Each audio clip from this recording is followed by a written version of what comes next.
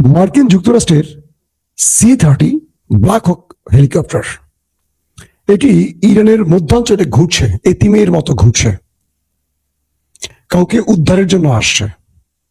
তিনি বেঁচে আছে না ইরানের হাতে ধরা পড়েছেন জানে না। সঙ্গে একটি রিফিউল ট্যাঙ্কার বিমানে রয়েছে। আমেরিকার মতো দেশ ইরানে ঢুকে কাউকে খুঁজছে, কে সে বলবো আজকের লাইভে। মার্কিন যুক্তরাষ্ট্রের অহংকার F-35 যুদ্ধ বিমান আরেকটি ভূপাতিত।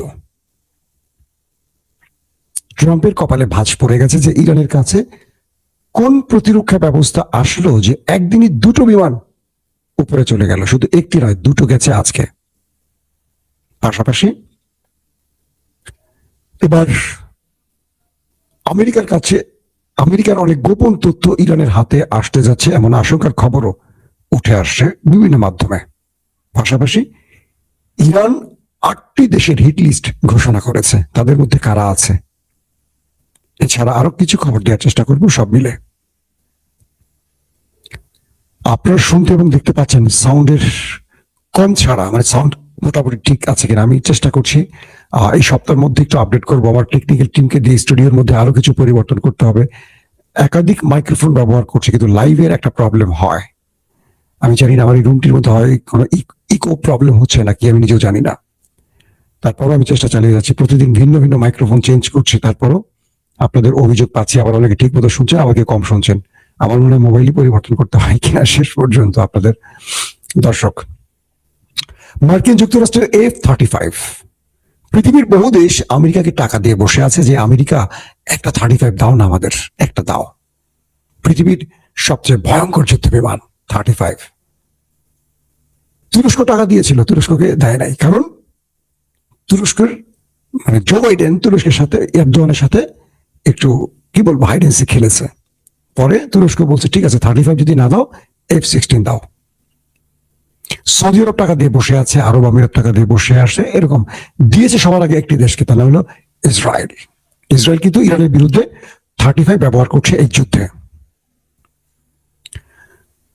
গত 11 মার্চ, যদি তারিখটা ভুল না করি, ইরান দাবি করেছিল তারা মার্কিন যুক্তরাষ্ট্রের F-35 একটাকে ভূপাতিত করেছে।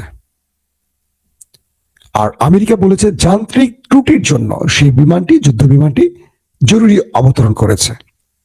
ইরান বলছিল তারা মিসাইল হিট করে এটাকে আগুন ধরিয়ে দিয়েছিল, আর তারা বলেছিল যান্ত্রিক ত্রুটি, মানে আমেরিকা তার অহংকারে যে চাদর, সে চাদরে কালি লাগাতে দেবে না।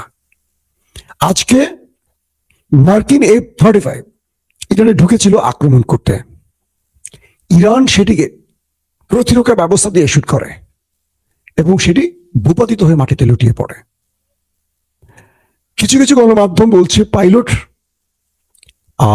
সেই বিমান ধ্বংসের সাথে সাথেই ওপারে চলে গেছেন। আবার ইরানি কিছু গণমাধ্যমের দাবি, আমি দুই পক্ষের দাবি বলছি, আমার কাছে যেটা রাইট মনে হচ্ছে সেটা এখন বলছি। এই পাইলট তিনি প্যারাশুট দিয়ে নিচে নেমে গেছেন, কিন্তু জায়গাটা ইরান, মধ্য ইরান। এই পাইলট সেখানে হয়তো বেঁচে গেছেন, তারপর তার উদ্ধার টিমকে কল করেছেন। কিছুক্ষণ পর ইরানের ভেতরে মার্কিন C-30 ব্ল্যাক হক হেলিকপ্টার ঢুকে পড়ে, সঙ্গে রিফিউলিং ট্যাঙ্কার বিমান। ইরানের আকাশে ঠট্টর করে শুধু ঘুরছে পাইলটকে খোঁজার জন্য, তাকে জীবিত উদ্ধারের জন্য ইরানের ভেতরে ঢুকে পড়েছে আমেরিকা। ইরান বলছে, যে সূত্রগুলোর খবর, ইরান বলছে সে পাইলটের যেই জিনিসপত্র তার সাথে ছিল সেগুলোর ছবি প্রকাশ করে দিয়ে বলেছে ইরান, আমরা পাইলটকে গ্রেফতার করেছি, তিনি আমাদের জিম্মায় আছে। তথ্যটা কতটুকু সঠিক আমি কনফার্ম না, যে ইরান যে বলছে আমাদের কাছে আছে, ইরান কি তাকে ধরতে পেরেছে নাকি পারেনি, নাকি কৌশলে তাদেরকে মানসিক চাপে ফেলতে, সেটা এখনো কনফার্ম না। বাট ইরান বলেছে, সেটাই বললাম, যে তারা সে পাইলটকে গ্রেফতার করেছে। ধরে নিলাম ইরানের দাবিটি সত্য। যদি সেই F-35 যেটা ভূপাতিত হয়েছে তার পাইলটকে ইরান গ্রেফতার করে, তাহলে কয়টা ফ্রন্ট খুলবে এটা একটু বিশ্লেষণ করা দরকার। এক, এতদিন ধরে গালফ কান্ট্রিগুলো বলতো যে তারা ইরানে আক্রমণে তাদের ভূমি বা আকাশ ব্যবহার করতে দিচ্ছে না। সব গালফ কান্ট্রির অভিযোগ, ইরান যখন বলছে যে এখান থেকে আক্রমণ হচ্ছে তারা অস্বীকার করছে।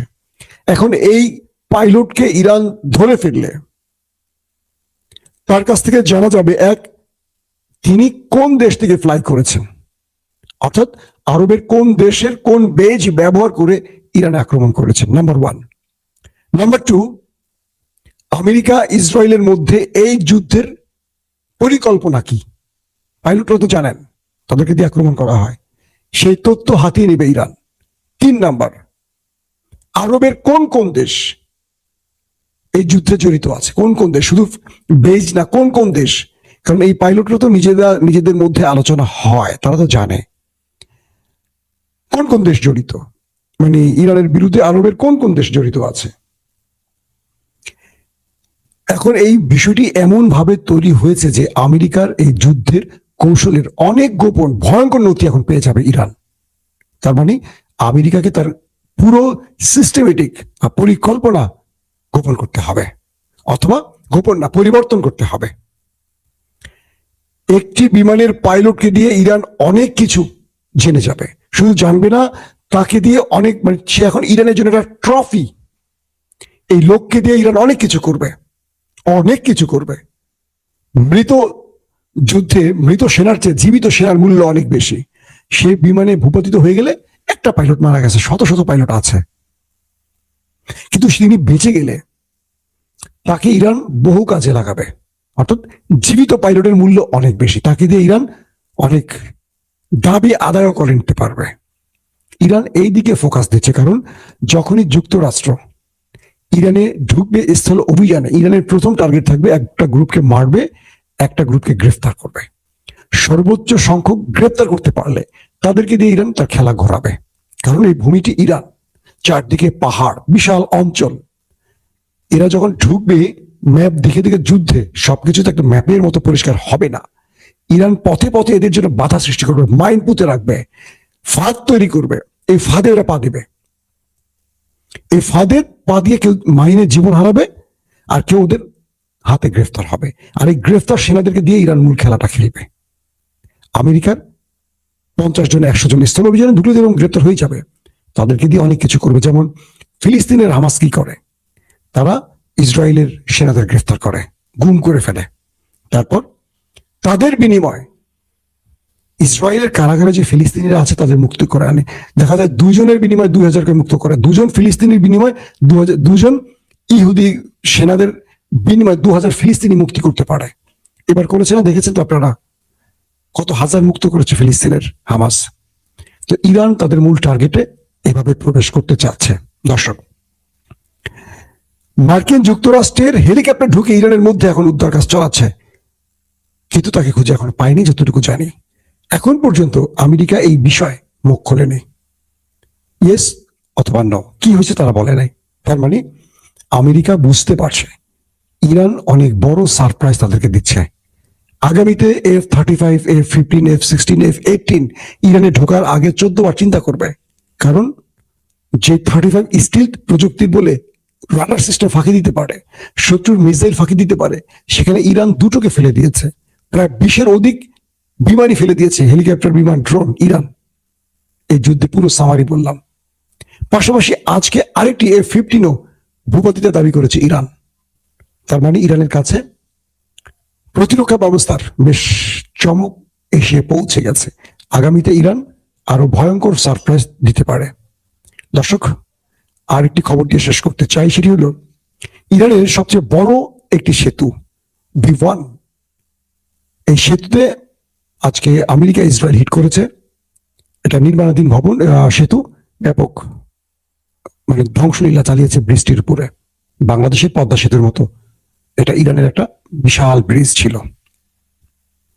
ইরান ঘোষণা দিয়েছে একটি ব্রিজের বিনিময়ে 8টি ব্রিজ আমরা ধ্বংস করব। 8টি ব্রিজের রেড নোটিশ জারি করেছে জর্ডান, মানে গালফ কান্ট্রির যে কটা দেশ আছে, ইসরায়েল আর গালফ কান্ট্রির প্রত্যেকটি দেশের সেই ব্রিজের নাম উল্লেখ করে দিয়েছে ইরান। মানে ইরানের যুদ্ধের কৌশলটা দেখছেন আপনারা, লিখে দিয়েছে বাংলাদেশের পদ্মা সেতু, যমুনা সেতু, হার্ডিং ব্রিজ, বুঝছেন নি, সুরমা নদী নাকি, সুরমা ব্রিজ নাকি, এরকম কি কি আছে, কর্ণফুলী টানেল। আমি বললাম বাংলাদেশকে উদাহরণ দিয়ে, এটা যেন না হয় কখনো। আমার দেশ মানে আমার প্রিয় দেশ, এটা আল্লাহ ঠিক রাখুক। তো ইরান, ইসরায়েল এবং গালফ কান্ট্রির কোন কোন ব্রিজে আজ রাতে আক্রমণ করতে যাচ্ছে সেই ব্রিজের লোকেশন নাম উল্লেখ করে দিয়েছে এবং বলছে এই ব্রিজ থেকে জনগণ চলাফেরা বন্ধ করুন, আমরা একটু পরে আক্রমণ করতে যাচ্ছি। ইরান সিভিলিয়ানদের মারতে চাইছে না। এখন আরবদের কপালে ভাঁজ, এই বেটা ট্রাম্প, তুই বেটা মানুষ ইরানে, আর আমরা শত শত বছর ধরে ব্রিজ বানাইছি, তেল বেচে বেচে, তুই সেগুলো ধ্বংস করস, ফাইজদামি, এটা শেষ আছে তো। ট্রাম্প বেটা পুরা গেছে আউলা জাউলা হয়ে, কি করছে কি বলছে সে জানে না। কারণ আজকে জানেন আপনারা যারা আগে লাইভ গুলো দেখেছেন, সেনা প্রধান সহ 12 জন টপ জেনারেলকে বহিষ্কার করে দিয়েছে ইরান, কি বলে ট্রাম্প সাহেব, মার্কিন যুক্তরাষ্ট্রে। সেনা প্রধান সহ যুদ্ধকালীন মানে যুদ্ধ চলাকালীন সময়ের মধ্যে 12 জন টপ জেনারেলকে বহিষ্কার করেছে। এফবিআই প্রধানকে বহিষ্কার করা হচ্ছে বলে শোনা যাচ্ছে, অ্যাটর্নি জেনারেলকে বহিষ্কার করা হয়েছে। বুঝতে পারছেন ট্রাম্প কোন লেভেলে চলে গেছে।